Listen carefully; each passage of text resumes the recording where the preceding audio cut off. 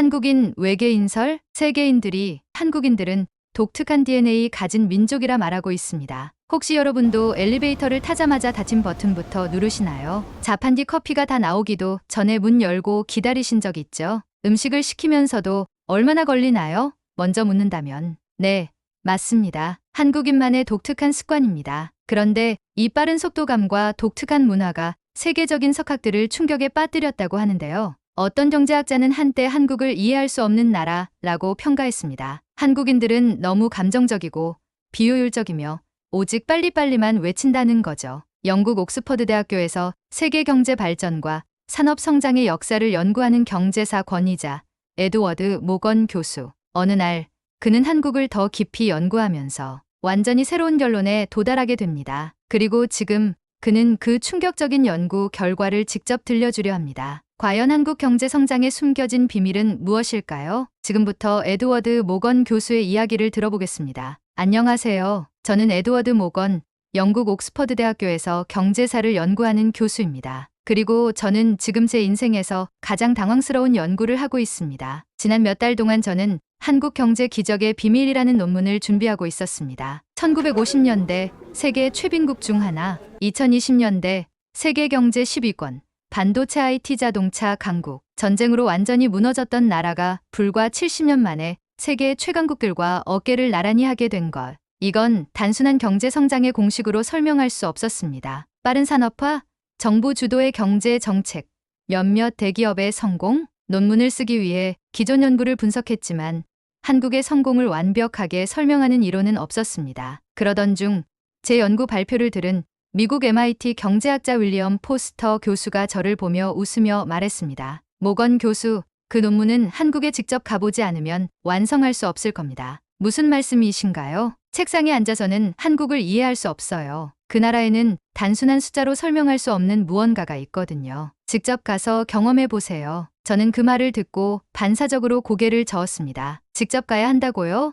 저는 경제 이론을 연구하는 사람입니다. 데이터를 분석하면 충분하죠. 그러나 그는 코웃음을 치며 한마디를 던졌습니다. 그래서 아직도 한국 경제를 이해하지 못하고 계신 거 아닙니까? 그 말을 듣는 순간 저는 할 말을 잃었습니다. 그리고 결국 결심했습니다. 좋아요. 한국이 정말 기적을 만든 나라라면 제가 직접 확인해 보겠습니다. 그렇게 저는 한국행 비행기에 올랐습니다. 비행기에 몸을 싣고 창밖을 바라보며 저는 깊은 생각에 빠졌습니다. 한국을 직접 가본다고 해서 내가 모르는 답을 찾을 수 있을까? 한국인의 평균 소득은 67달러에서 35,000달러로 폭발적으로 증가했고 세계 최고의 반도체 자동차 조선 산업을 이끄는 나라가 되었으며 IT, 의료, 교통 시스템은 전 세계가 배우고 싶어하는 수준으로 발전했습니다. 이게 정말 70년 만에 가능한 일인가? 이건 그냥 빠른 성장 정도가 아닙니다. 말 그대로 세계 경제 역사에서 찾아보기 힘든 기적 같은 변화였죠. 저는 이번 연구를 통해 한국의 경제 성장이 단순한 운이 아니라 특별한 원동력이 있었다는 걸 밝혀야 했습니다. 그런데 한국에 가기 전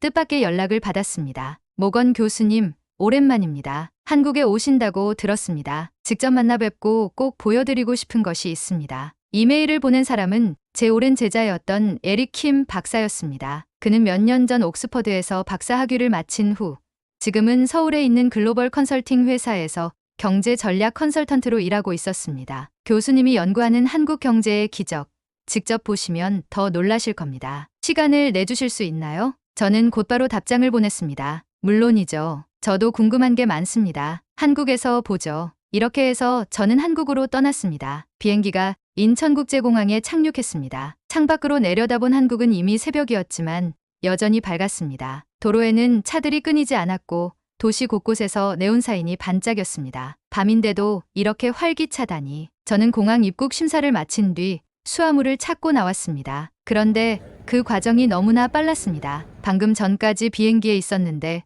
벌써 공항을 빠져나오다니. 미국에서라면 한참 줄을 서야 했을 텐데요. 저를 마중 나온 에릭 킴 박사가 웃으며 말했습니다. 어서 오세요, 교수님. 한국의 빨리빨리 문화를 이제부터 직접 체험하실 겁니다. 그는 저를 보자마자 짐을 받아들고 공항철도 개찰구로 걸어갔습니다. 교수님, 여기서는 공항에서 서울까지 40분이면 갑니다. 대중교통 시스템도 신속하고 정확하죠. 그는 태블릿을 꺼내 한국의 교통 시스템을 보여주었습니다. 버스, 지하철, 택시까지 하나의 교통카드로 결제 가능. 모든 대중교통이 실시간 위치 추적 가능. 자율주행 시범 서비스 도입 중. 이건 마치 미래의 도시 같은데요. 미국이나 유럽에서는 여전히 현금만 받는 택시가 많고 기차도 지연되는 게 일상이었습니다. 저는 이곳이 생각보다 훨씬 더 효율적인 사회라는 것을 깨닫기 시작했습니다. 서울역에 도착하니 새벽 1시가 넘었는데도 거리는 여전히 활기찼습니다. 한국 사람들은 이렇게 늦게까지 일을 하나요?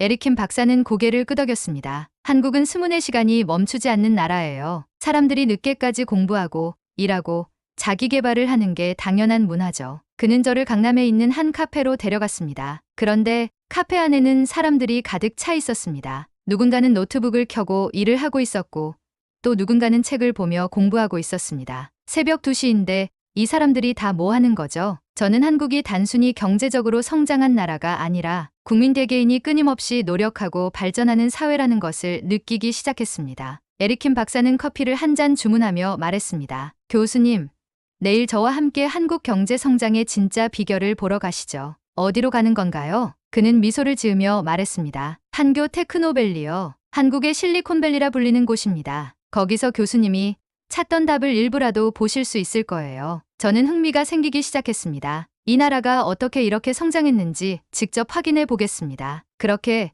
저는 한국 탐험의 첫걸음을 내디뎠습니다. 아침이 밝았습니다. 에릭킴 박사와 함께 차를 타고 판교 테크노밸리로 향했습니다. 차창 밖으로 보이는 풍경은 어젯밤에 보았던 서울과는 또 다른 모습이었습니다. 초고층 빌딩들이 줄지어 서 있었고 곳곳에 기업 로고가 보였습니다. 네이버, 카카오, 삼성, SK, 수많은 스타트업, 회사들이 모여있는 이곳은 한국의 실리콘밸리라고 불린다고 했습니다. 교수님, 여기가 한국 경제 성장의 새로운 동력이자 혁신의 중심지입니다. 에릭킴 박사의 말에 저는 고개를 끄덕였습니다. 이곳이 한국 경제의 미래라면 과연 어떤 모습일까? 우리는 판교의 한 스타트업 회사에 방문했습니다. 에릭킴 박사는 저를 한 스타트업 사무실로 안내했습니다. 사무실 안은 젊은 사람들로 가득 차 있었습니다. 모두가 노트북을 켜고 회의를 하거나 개발을 하고 있었습니다. 우리는 AI 기반 헬스케어 플랫폼을 개발하는 한 스타트업 대표를 만났습니다. 그는 저에게 환하게 웃으며 악수를 청했습니다. 교수님, 한국에 오신 걸 환영합니다. 저희 회사를 방문해 주셔서 영광입니다. 저는 그에게 물었습니다. 어떻게 한국에서는 이렇게 많은 스타트업들이 생겨나는 거죠? 그는 자신감 넘치는 목소리로 답했습니다. 한국은 도전하는 문화가 강합니다. 우리는 실패를 두려워하지 않아요. 오히려 빨리 실패하고 다시 도전하는 것이 중요하다고 생각하죠. 저는 흥미롭게 물었습니다. 하지만 한국은 교육열이 높고 안정적인 직장을 선호하는 나라라고 알고 있었습니다. 그는 웃으며 말했습니다. 맞아요. 예전에는 그랬지만 지금은 다릅니다. 많은 젊은이들이 대기업보다는 새로운 도전을 선택하고 있어요. 정부에서도 창업을 적극 지원하고 있고 실패하더라도 다시 일어설 수 있는 환경이 조성되고 있죠. 저는 고개를 끄덕였습니다. 한국의 경제 성장은 단순한 기업들의 성공이 아니라 국민 개개인의 도전 정신에서 비롯된 것이었군요. 우리는 스타트업을 둘러본 후 판교의 한 카페에서 잠시 쉬었습니다. 에릭킴 박사가 저에게 물었습니다. 교수님,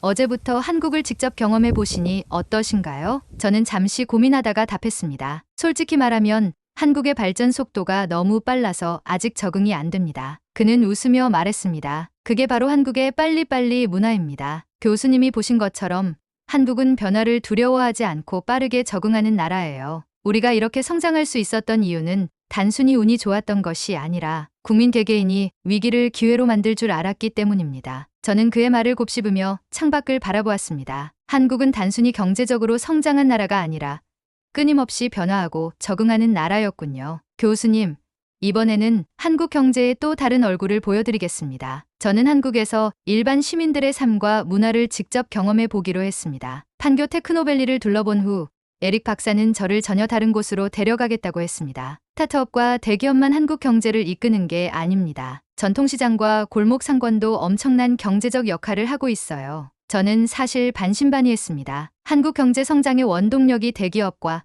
IT 산업이 아니라 전통시장에도 있다고? 그 의문을 품은 채 우리는 서울의 한 전통시장으로 향했습니다. 시장은 평일 낮인데도 활기가 넘쳤습니다. 좁은 골목마다 가게들이 빽빽하게 늘어서 있었고 사람들이 분주하게 오가고 있었습니다. 에릭 박사는 시장 한가운데로 저를 이끌었습니다. 교수님, 이곳을 유심히 보세요. 한국 경제의 또 다른 핵심 요소를 발견하실 겁니다. 저는 시장을 둘러보며 한 가지 공통점을 발견했습니다. 모든 가게가 빠른 서비스를 제공하고 있음. 신용카드는 기본, 모바일 결제, QR코드 결제로 현금이 없어도 전혀 불편하지가 않으며 사람들이 서로 돕고 정보를 공유하는 문화. 전통시장이라면 오래된 방식으로 운영될 거라 생각했는데 예상과 다르군요. 그때 한 떡볶이 가게 앞에서 사람들이 길게 줄을 서 있는 걸 발견했습니다. 저곳에서 한국의 시장 경제를 제대로 느껴보시죠. 에릭 박사는 저를 떡볶이 가게로 데려갔습니다. 우리는 작은 분식집에 자리를 잡았습니다. 가게 안은 엄청난 속도로 돌아가고 있었습니다. 사장님과 직원들은 마치 군대처럼 움직이며 주문을 받고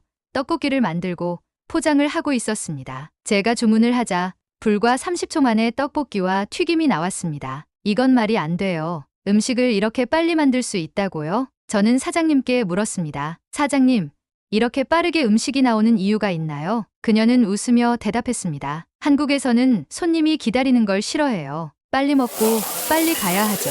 그래서 우리는 더 빠르게 일해야 해요. 에릭 박사가 덧붙였습니다. 이게 바로 한국의 빨리빨리 문화입니다. 시장 경제에서도 이 문화가 경쟁력을 만들어내는 거죠. 사장님은 다시 말을 이어갔습니다. 그리고 우리는 서로 도와가며 삽니다. 옆 가게에서 밀가루가 떨어지면 우리 가게에서 빌려주고 우리가 바쁠 땐 옆집에서 도와주고요. 저는 한국 경제 성장의 또 다른 비밀을 깨달았습니다. 빨리빨리 문화는 단순한 조급함이 아니라 효율성을 극대화하는 방식이었습니다. 또 경쟁만이 아니라 서로 돕고 협력하는 연대의 문화도 한국 경제를 지탱하는 힘이란 걸 알게 되었습니다. 한국의 경제 기적은 단순히 몇몇 대기업의 성공이 아니라 전 국민의 빠른 적응력과 협력 정신 덕분이었군요. 이제야 한국 경제의 진짜 원동력이 보이기 시작합니다. 에릭 박사는 미소를 지으며 저를 바라봤습니다. 교수님, 처음에는 한국 경제가 대기업 중심이라고 생각하셨죠? 저는 고개를 끄덕였습니다. 그렇게 생각했던 것이 부끄러울 정도군요. 하지만 한국 경제 성장의 진짜 주역은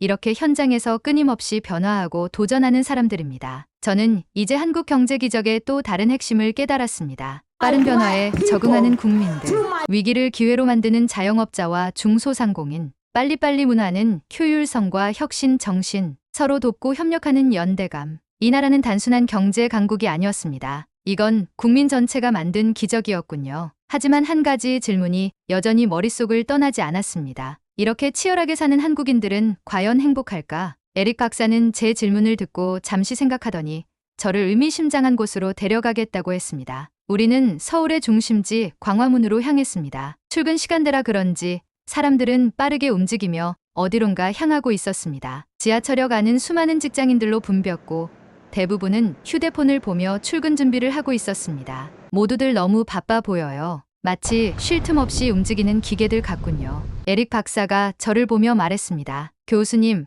한국 사람들은 쉬지 않고 앞만 보고 달려왔습니다. 하지만 요즘은 변화가 일어나고 있어요. 변화요? 그는 광화문 근처의 한 카페로 저를 안내했습니다. 그곳에서는 직장인들이 노트북을 펼쳐놓고 일하고 있었습니다. 하지만 일반적인 사무실 분위기와는 달랐습니다. 여기는 워케이션 워크, 베케이션을 실천하는 사람들의 모임입니다. 저는 그 단어가 낯설었습니다. 한국인들이 일과 삶의 균형을 찾기 시작했다는 뜻인가요? 에릭 박사는 고개를 끄덕였습니다. 이전 세대는 오로지 일만 중요하게 생각했지만 요즘 세대는 행복을 찾으려는 노력을 하고 있어요. 일을 하면서도 삶의 질을 높이는 방법을 고민하는 사람들이 많아졌습니다. 카페에서 노트북을 두드리던 한 청년에게 다가가 조심스럽게 물었습니다. 바쁜 와중에도 이렇게 카페에서 일하는 이유가 있나요? 그는 웃으며 대답했습니다. 저희 부모님 세대는 무조건 열심히 일하는 게 미덕이었어요. 하지만 저는 조금 다르게 살고 싶어요. 어떤 점이 다르죠? 저는 제 시간을 더 효율적으로 관리하고 싶어요. 단순히 오래 일하는 게 중요한 게 아니라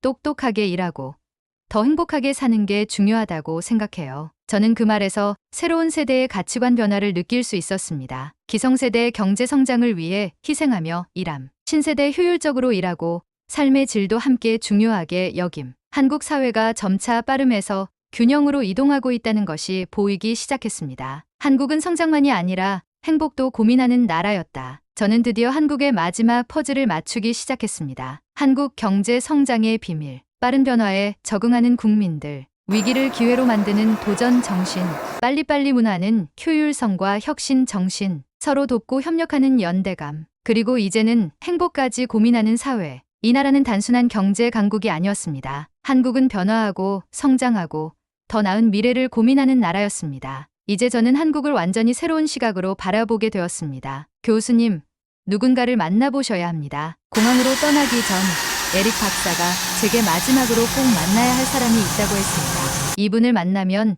교수님이 보신 한국의 변화가 단순한 경제 성장이 아니라는 걸 더 깊이 이해하실 겁니다. 우리는 서울 근교의 한 작은 마을로 향했습니다. 도착한 곳은 오래된 한옥이었습니다. 문을 열고 들어서자 거실 한쪽에 앉아 계신 백발의 할아버지가 저를 바라보며 따뜻한 미소를 지었습니다. 어서 오십시오.